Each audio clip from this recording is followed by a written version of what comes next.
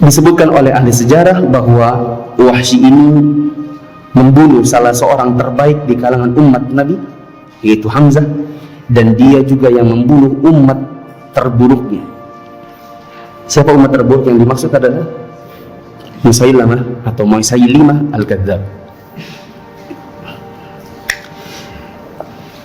Kita baca, siapakah laki-laki yang telah membuat hati Rasulullah SAW berdarah manakala dia membunuh paman beliau yaitu Hamzah bin Abdul Muttalib di perang Uhud. Tapi dia juga memuaskan hati kaum muslimin manakala dia yang membunuh Musailimah al-Kadzdzab di perang Yamamah. Dia adalah Wahsy bin Harb al-Habasyi yang berkunyah Abu Dasmah. Laki-laki ini punya kisah yang keras, mengharukan dan menyedihkan. Siapkan pendengaran teman-teman untuk mendengarkan cerita hatinya. Wahsy bercerita. Kalau kisah ini sendiri teman-teman bisa dapatkan di Sahih Bukhari dan Muslim dan lainnya, yaitu kisah yang diriwayatkan dari Ja'far bin Amr bin Umayyah ad-Damri ketika dia pergi menuju ke sebuah daerah bernama Hims bersama temannya yaitu Ubaidullah bin Adi dalam rangka untuk mengunjungi Wahsy dan bertanya bagaimana kisah ketika Wahsy dahulu membunuh paman Nabi yaitu Hamzah. Cerita ini ada di Bukhari, Muslim dan lain-lain. Wahsy berkata, aku adalah hamba sahaya milik Jubair bin Mut'im, salah seorang pembesar Quraisy. Paman Jubair bernama Tu'aimah atau Tu'aimah terbunuh di perang Badar di tangan Hamzah bin Abdul Muttalib. Maka dia sangat berduka karenanya. Dia bersumpah dengan nama Lata dan Uzza akan membalas dendam untuk pamannya dan membunuh orang yang membunuhnya. Maka dia mencari-cari peluang untuk membunuh Hamzah. Tidak butuh waktu panjang karena orang Quraisy sudah menyiapkan diri untuk berangkat ke Uhud untuk membasmi Muhammad bin Abdullah dan membalas dendam atas kekalahan mereka di perang Badar. Quraisy menyusun pasukannya dan mengumpulkan sekutunya serta menyiapkan perlengkapannya, kemudian menyerahkan kendali mereka kepada Abu Sufyan bin Harb.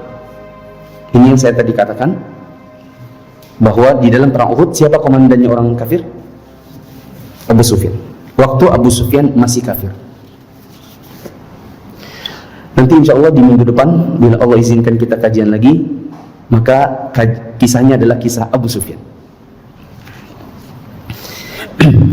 Abu Sufyan memutuskan untuk membawa beberapa orang wanita Quraisy yang berakal dari kalangan orang-orang yang bapak-bapak mereka atau anak-anak mereka atau saudara-saudara mereka atau salah seorang kerabat mereka yang terbunuh di Badar, dengan harapan wanita-wanita tersebut bisa menyuntikkan semangat kepada pasukan untuk berperang dan menghalang-halangi mereka untuk berlari dan meninggalkan medan perang. Dan Hindun binti Utbah, istrinya Abu Sufyan sendirilah yang berada di barisan depan dari para wanita itu. Siapa wanita lain selain Hindun yang jadi cheerleader? Istrinya Ikrimah. Itu tidak? Ya. Dapat di mana itu? Ya, di kisahnya Ikrimah. Coba dibaca kembali. Ya, salah satu yang dibawa oleh Abu Sufyan adalah istrinya Ikrimah. Bapak wanita ini, maksudnya Hindun, bapaknya si Hindun, pamannya, saudaranya, semuanya terbunuh di Badar. Manakala pasukan hendak berangkat, maka Jubair bin Mut'im memandangku dan berkata, wahai Abu Dasamah, maukah kamu membebaskan dirimu dari penghambaan? Maksudnya kalau kamu mau, kita merdekakan. Caranya adalah kamu bunuh Hamzah bin Abdul Muttalib, pamannya Muhammad, untuk balas kematian pamanku Tu'aimah bin Adi. Jika kamu berhasil, kamu merdeka. Aku bertanya, siapa yang bisa menjaminku bahwa janji itu, bahwa aku akan dimerdekakan, akan dipenuhi?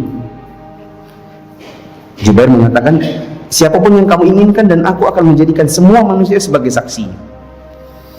Maka Wahsy berkata, setuju. Wahsy melanjutkan, aku kebetulan aku adalah laki-laki Habasyah, dan laki-laki Habasyah itu biasanya suka atau pandai melempar tombak, karena memang itulah kemahirannya orang-orang Habasyah. Tombakku tidak pernah meleset dari sasaran. Aku mengambil tombakku dan berangkat bersama pasukan. Aku berjalan di bagian belakang pasukan, dekat dengan kaum wanita. Aku sendiri tidak berkepentingan apapun dalam peperangan ini, karena kecuali sekedar mau bunuh Hamzah supaya apa? Bebas, supaya merdeka. Adapun dendam pribadi sama Hamzah nggak ada. Ya. Itu juga nanti yang bikin Nabi SAW ketika Wahsy ini akhirnya masuk Islam, Nabi bilang sama dia, tolong kalau kita ngumpul jangan sampai mataku lihat mukamu. Ya. Memang Nabi tidak ridho terhadap perbuatannya Wahsy di Uhud itu. Ya.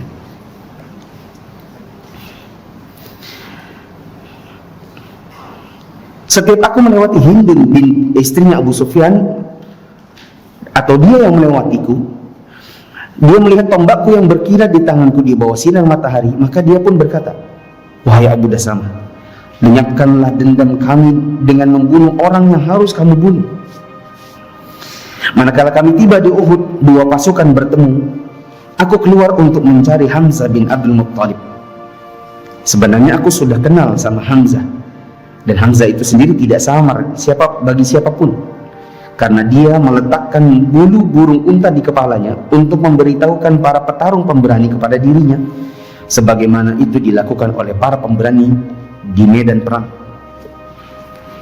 Tidak perlu lama-lama, aku pun bisa melihat dia melihat Hamzah memporak-porandakan barisan seperti unta abu-abu. Dia menebaskan pedangnya, tidak seorang pun yang bisa menghalangi langkahnya, tidak ada yang kuasa menahan lajunya.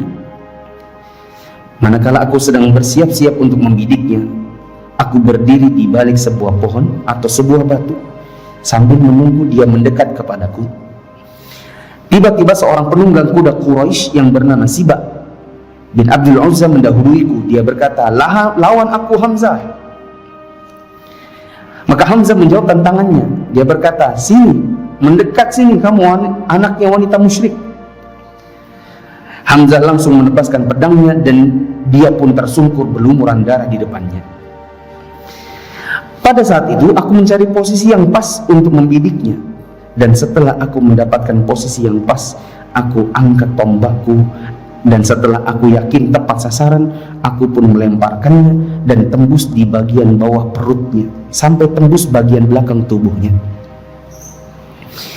Di dalam buku yang lain yang sejenis buku ini disebutkan terkena di bagian kemaluannya. Ya. Hamzah berusaha mendekatiku, namun dia hanya bisa berjalan dengan tertatih-tatih 2 langkah. Kemudian dia pun terjatuh, sementara tombakku tertancap di tubuhnya. Aku membiarkannya sesaat sampai aku memastikan dia sudah mati. Kemudian aku mendekatinya dan mencabutnya, lalu aku kembali ke markas, duduk di sana, karena memang aku tidak punya kepentingan apapun dalam perang ini kecuali sekedar membunuhnya supaya bisa merdeka. Kita lihat Wahsy ini di dalam perang Uhud cuma mau cari Hamzah, selesai balik lagi. Kemudian peperangan semakin berkecamuk. Pasukan kedua belah pihak maju dan mundur. Hanya saja kekalahan sepertinya menimpa pasukannya Muhammad. Korban dari pihaknya berjumlah besar. Ya. Karena memang itu gara-gara apa? Salah satunya karena ada yang berteriak ghanimah, ghanimah.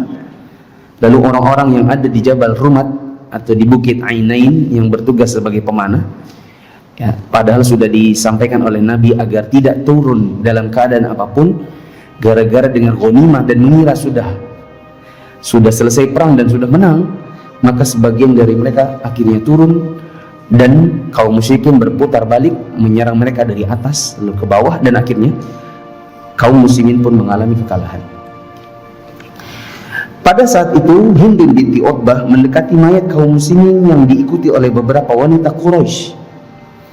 Hindun mulai memutilasi mereka, membelah perut mereka, mencongkel mata mereka, memotong hidung dan menyayat telinga mereka. Kemudian hidung-hidung dan telinga-telinga tersebut dia susun menjadi kalung dan anting-anting lalu dipakainya. Dia lepas kalung dan anting-anting emasnya, diberikannya kepadaku dan dia berkata, ini untukmu Abu Dasamah, simpanlah karena keduanya harganya mahal. Manakala Uhud sudah selesai, aku pulang bersama pasukan ke Mekah. Maka Jubair bin Mut'im memenuhi janjinya dan membebaskanku dari perbudakan. Maka aku pun menjadi laki-laki merdeka. Ya, selesai berarti kisahnya Wahsy sampai dia dibebaskan karena telah berhasil membunuh pamannya Nabi, yaitu Hamzah. Kita lanjutkan. Namun agamanya Muhammad tetap berkembang hari demi hari. Kaum muslimin meningkat dari waktu ke waktu. Setiap kali agama Muhammad semakin berkembang, semakin berat bebannya aku pikul, karena rasa takut dan cemas menggelayuti jiwaku. Keadaanku terus berjalan demikian sampai Muhammad akhirnya masuk ke dalam Mekah dengan pasukannya yang besar sebagai penakluk. Aku lari menyelamatkan diri pergi ke Taif untuk mencari tempat yang aman. Tapi ternyata penduduk Taif tidak butuh waktu lama juga, mereka masuk Islam. Mereka menyusun sebuah delegasi untuk bertemu Muhammad dan mengumumkan diri masuk Islam. Pada saat itu aku tidak mampu berbuat apapun. Bumi yang luas semakin sempit bagiku. Segala cara menyelamatkan diri menjadi buntu di depan mataku. Maka aku berkata kepada diriku, apa pergi sajalah ke Syam atau ke Yaman atau ke negeri yang lain. Manakala aku sedang bingung, tiba-tiba ada laki-laki yang baik mendekatiku. Dia berkata, celaka kamu wahai Wahsy. Sesungguhnya Muhammad itu tidak akan membunuh siapapun kalau masuk ke dalam agamanya dan bersaksi atau bersyahadat. Begitu aku mendengar kata-katanya, maka aku langsung berangkat menuju Yathrib untuk bertemu Muhammad.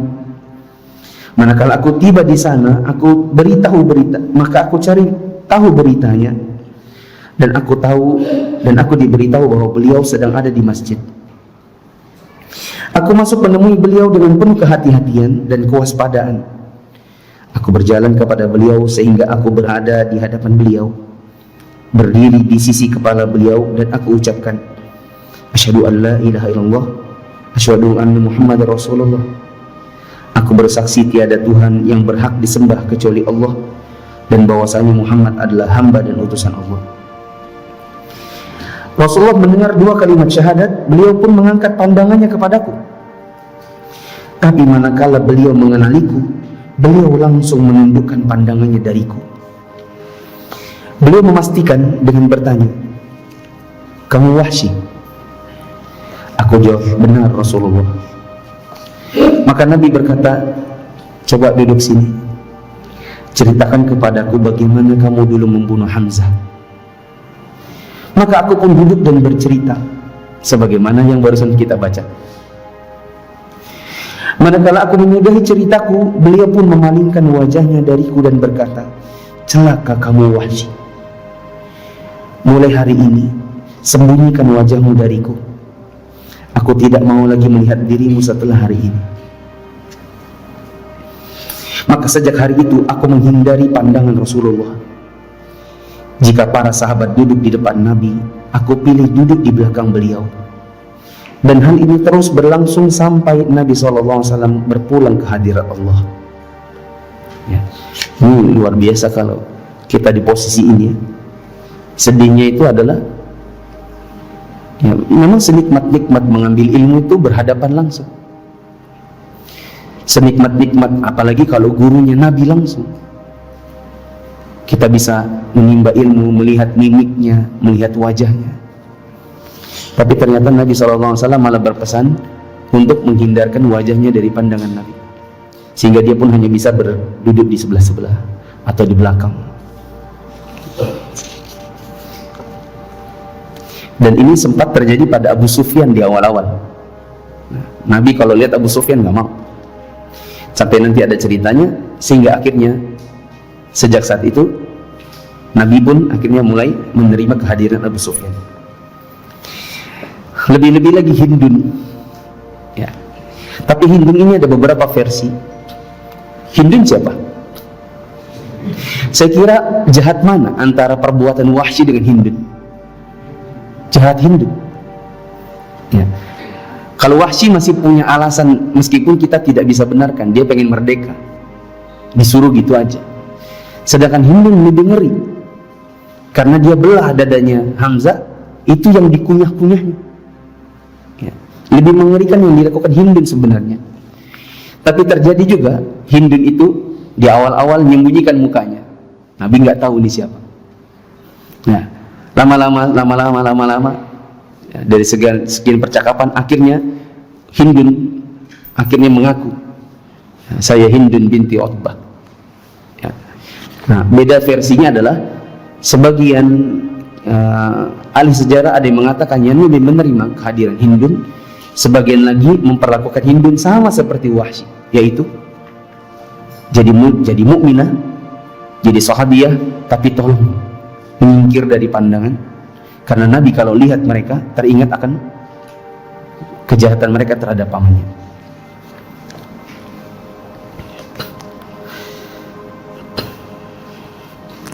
Wahsy melanjutkan, sekalipun aku mengetahui bahwa Islam telah menghapus apa yang sebelumnya, kekafiran, aku tetap merasa bahwa apa yang kulakukan adalah sesuatu yang sangat buruk dan merupakan musibah besar bagi kaum muslimin, dan aku menanti-nantikan kesempatan untuk melebur apa yang pernah aku lakukan. Teman-teman yang dirahmati Allah, pelajaran bagi kita di sini, bila kita punya masa lalu yang buruk, maka kita harus tebus dengan sesuatu yang baik. Ini sama seperti hadis Nabi SAW, ittaqillaha haitsuma kunta. Terus apa kata Nabi?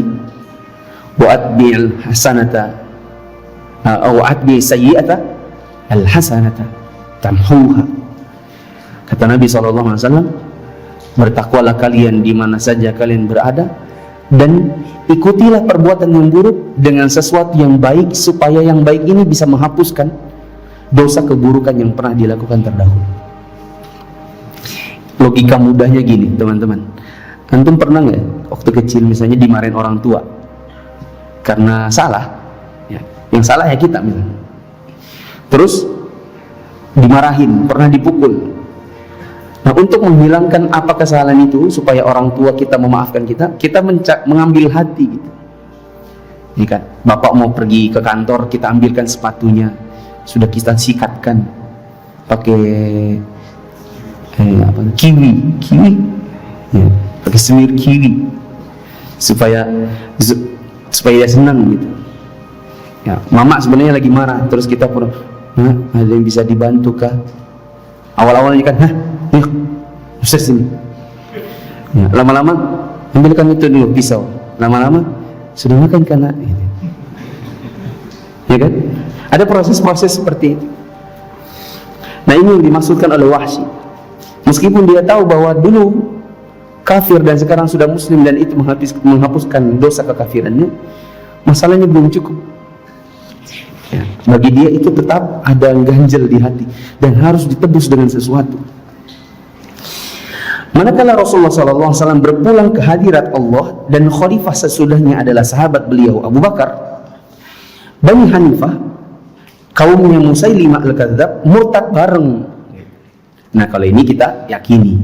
Kenapa? Satu bani gitu, ini kan, murtad bareng.